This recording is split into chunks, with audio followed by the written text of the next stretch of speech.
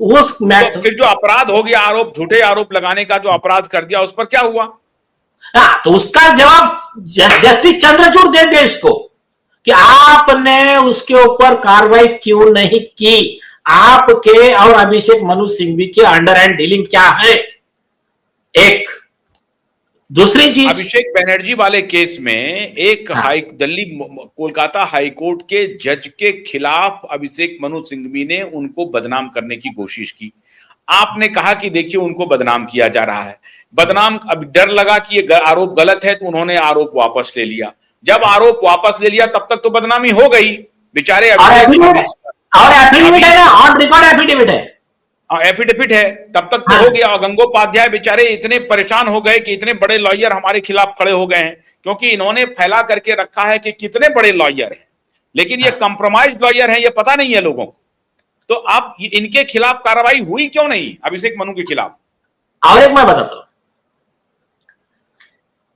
देखिए नीलेश जी, आपके खिलाफ चल रहा है ना कंटेम्प्ट का प्रोसीडिंग्स, आपने तो आरोप वापस नहीं लिया है भाई। 2 बार मुंबई हाईकोर्ट के 5 जज बेंच बैठी है, दोनों बार आपके ही मामले में बैठी है, और आपने तो आरोप वापस नहीं लिया ना। आप तो सुन रहे हैं, मेरा ख्याल अगर ये अभिषेक मनु सिंघवी ने वापस लिया है, इसका मतलब कुछ अंडर हैंड डीलिंग हुई। क्या डीलिंग हुई, किनसे डीलिंग हुई, क्यों चंद्रचूड़ ने वापस करवाया और चंद्रचूड़ ने क्यों नहीं इनके बारे में सजा दिया? मैं और एक बताता हूं, या अभिषेक बनर्जी ने कहा होगा कि वापस ले लीजिए? नहीं, और वापस कब लिया, कब लिया वापस? हमने जब आरजी लगाया कि इनको कस्टडी मिलो, तब उन्होंने वापस लिया। सारे जजेस के ऑन बिहाफ हमने एप्लीकेशन लगाया, आप ऐसा हाईकोर्ट जज को धमका नहीं सकते तुम्हारे करप्शन के लिए। तो उस समय ये बैकफुट पे आए और उसके ऊपर सुप्रीम कोर्ट का खुद का निर्णय है, slap sorry go not permissible. आपने एक बार झूठा एफिडेविट दिया, हमने आपको एक्सपोज किया, तो बाद में आप माफी मांगोगे, आपको छोड़ नहीं सकते। अरविंद केजरीवाल ने जस्टिस अरुण शर्मा मैडम के खिलाफ झूठा आरोप लगाया, अभी चोरी पकड़ी गई, आप सॉरी बोल के बच नहीं सकते हैं। Slap sorry go not permissible. आप तो स्लैप सॉरी तो परमिसिबल ममता जी के लिए भी नहीं है, गाउन पहन के चली गई हैं, उस पर भी आ रहे हैं, पहले इसको बोलिए। और हमने तो, मैंने तो क्लियर किया हमारे आरोप झूठे हैं ना, हमारे जो मैं कंटेंट चल रहा था, हमने कहा वेरीफाई कर लो, आरोप झूठे हैं। तो मेरा आर्गुमेंट आप देखिए वीडियो में है, मैंने कोर्ट को कहा देखिए कंटेम्प्ट में ना साहब सिर्फ 6 महीने की सजा है, लेकिन मेरा अगर एफिडेविट झूठा है तो मेरे को 7 साल की भी सजा हो सकती ना, तो आप क्यों मेरे खिलाफ सिर्फ कंटेम्प्ट चला रहे हो? वेरीफाई कर लो, ये आर्गुमेंट था। हाँ, तो मैंने कहा आप वेरीफाई, सारे वकील हंसने लगे कोर्ट रूम में, मैंने कहा वेरीफाई कर लो, जज साहब भी हंस दिए। अगर मेरा आरोप गलत है तो मेरे खिलाफ में पर्जरी भी चलाओ, लेकिन मेरा आरोप सही है तो आपको जज के ऊपर कार्रवाई करना पड़ेगा।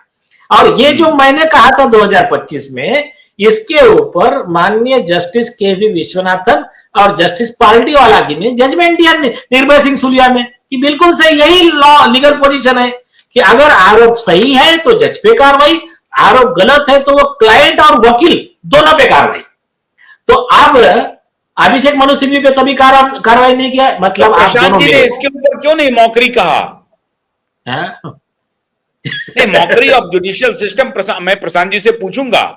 अब तो मेरे पास, मैं भी आधा धीरे धीरे मैं भी लॉयर ही बन गया हूं, तो मैं प्रशांत जी से पूछूंगा, हमारे अच्छा संबंध है मेरा उनसे, तो मैं उनसे पूछूंगा कि आपने ये सवाल क्यों नहीं पूछा अभिषेक मनु सिंघवी से कि ये मॉकरी ऑफ जुडिशियल सिस्टम आप कर रहे हैं, आप पहले एफिडेविट पर आरोप लगाते हैं, फिर आप एफिडेविट वापस लेते हैं, इसकी सजा आपको क्यों नहीं मिलनी चाहिए, मिली क्यों नहीं? मॉकरी ऑफ जस्टिस है कि नहीं? नहीं, और एफिडेविट वापस कब लेते हो आप? जब आपके खिलाफ कार्रवाई, आपका झूठ एक्सपोज हो गया ना, तब ले रहे हो ना, पहले थोड़ी लिया। मतलब उनको ये लगा था कि कोई नीलेश ओझा नाम का आदमी कहां है मुंबई में, मैं तो यहां दिल्ली में अपना गेम कर रहा हूं, और अभिषेक बनर्जी को बचाना है, ममता दीदी को बचाना है, तो गंगोपाध्याय पर ही आरोप लगा दो, मैंने जस्टिस पर ही आरोप लगा दो। yes. कोई बोलेगा क्या? यहां तो मैं ही हुई, और कोलकाता में मैं, वहां मैडम है ही, अभिषेक जी हैं ही, तो उनको आइडिया नहीं था कि नीलेश ओझा आ जाएंगे मुंबई से, आउट ऑफ सिलेबस हो जाए ना। नहीं, और एक मैं नहीं आता था उसमें, सुनिए, मैं नहीं आता था, लेकिन जब मुझे ना इतने कई जजेस ने रिक्वेस्ट किया, कई वकीलों ने रिक्वेस्ट किया, उन्होंने कहा यार वो ईमानदार जज को तकलीफ दे रहे हैं। मैंने कहा चलो अभी लड़ लेंगे, उस समय वो सीजे हमने कहा लड़ लेंगे इनसे, जो होगा हम देख लेंगे। तो हम उनके लिए आए, हम अच्छे जजेस के हम हमेशा खड़े रहते हैं, पूरा इंडियन बार एसोसिएशन का पूरा टीम खड़ा रहता है। अब दूसरा बात मैं आपको और शॉकिंग बताता हूं, इन्होंने रीजन नहीं लिखा, सिर्फ इतना लिखा कि जस्टिस गंगोपाध्याय जी के बजाय ये मामला दूसरा जज सुने। मतलब इनडायरेक्टली क्या है कि नहीं आप ये मामला मत सुनिए, कोई बात नहीं, आप मेरा सब बायस नहीं दिखना चाहिए, हम मान लेते हैं। तो इसका मतलब आपने जस्टिस गंगोपाध्याय जी को मतलब इनडायरेक्टली आपका कहना था कि आपके बायस दिख रहा है, तो कोई बात नहीं।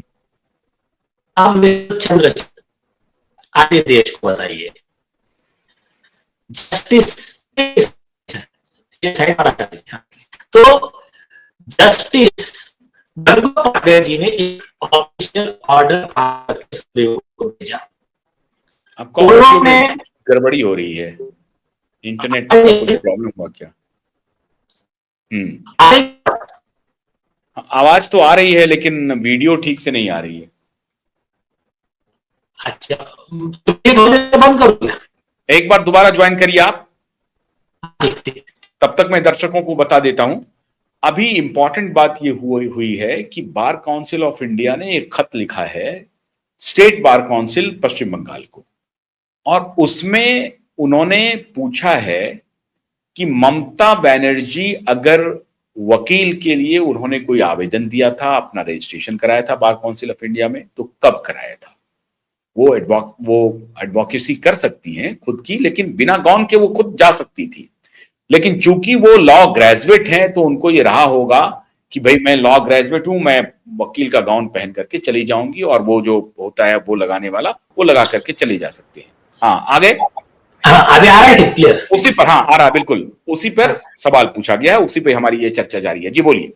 हाँ तो अभी ये साइड का हटा दीजिए, अभी इसका कोई काम नहीं है। तो अभी देखिए, हाँ जस्टिस गंगोपाध्याय जी ने जुडिशियल ऑर्डर पास किया, सुप्रीम कोर्ट को डिटेल भेजा कि मैं यहां जो ऑर्डर पास करता हूं जस्टिस चंद्रचूड़ साहब उसको स्टे कर देते हैं, कोई बात नहीं। लेकिन बोले सबसे बड़ा शॉकिंग मुझे ये हुआ, मेरे चेंबर में इसी कलकत्ता हाई कोर्ट का एक जज एजेंट बोल के आता है, इन्हीं अभिषेक मनु सिंघवी और अभिषेक बैनर्जी का, और मुझे कहता है, बहुत सीरियस आरोप है अब, कि मुझे कहता है कि अभिषेक बैनर्जी का आगे पॉलिटिकल करियर बहुत ब्राइट है, तो आप कृपया उसके खिलाफ में ऑर्डर मत कीजिए, आपके ऑर्डर से वो जेल जा सकता है, भले ही वो करप्ट है। अब जब ये एलिगेशन एक हाईकोर्ट जज कर रहा है